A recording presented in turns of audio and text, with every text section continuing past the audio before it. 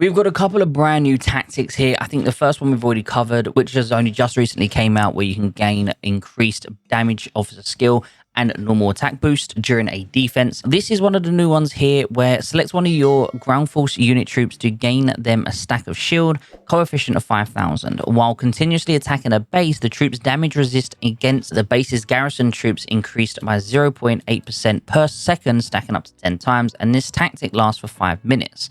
Now, of course, this, when leveling up, can change. Eventually, it goes up to 2%, and obviously times that by 10, meaning you'd get in 20% damage resist, and also you'd get an 8,250 shield. Also, you'll get a shield coefficient increases by an additional 2,000, so you get 10,250.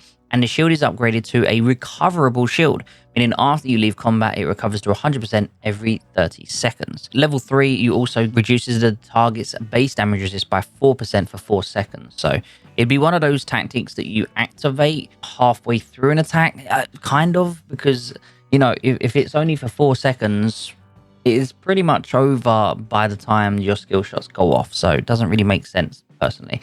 And finally, the newest one that's coming out in the very near future is going to be targets a friendly fighter plane or bomber troop to increase its damage intensity by 10% for 5 minutes. Not too bad. Now, the moving on part here, as we can see, the damage intensity goes up to a total of 20%.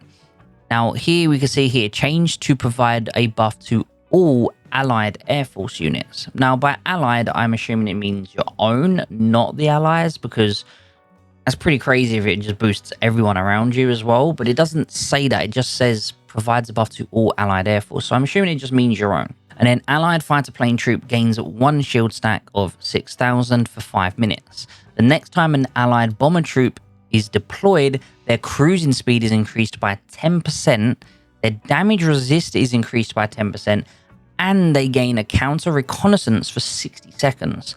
This effect can only be triggered once. So basically, when you leave your base, you gain counter reconnaissance for 60 seconds. Now, you might be asking what that is. Allied bombers under counter reconnaissance conceal their location, making them undetectable and untargetable by enemy commanders.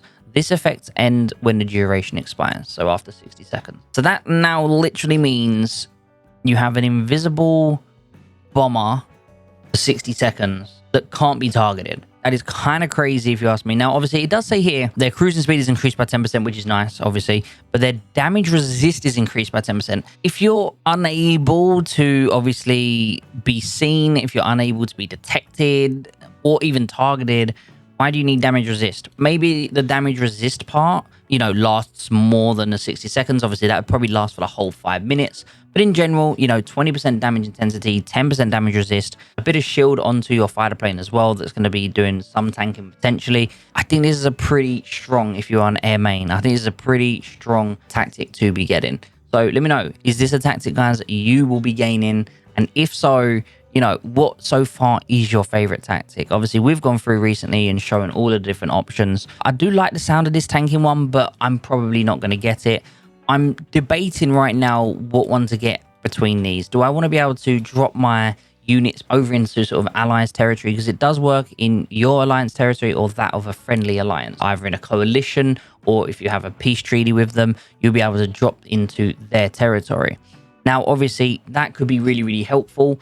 But at the same time, I'm really liking the sound of this. As most of you know who follow this channel, I have been using my air pretty much all the time at the moment. I'm really enjoying having the fighters maxed out or the bomber maxed out and just bombing people, bombing units, bombing bases, fighter plane fights. It's been really, really fun. So this is really calling to me. I don't know what one to get. What one do you think I should get between these two? Should I be able to drop behind enemy lines potentially, or go and assist allies? Or do I potentially go here and get, obviously, the bomber one and the damage intensity? Let me know what you think, guys. As always, hope this little video helped you, and I'll see you in the next one. Take care, everyone.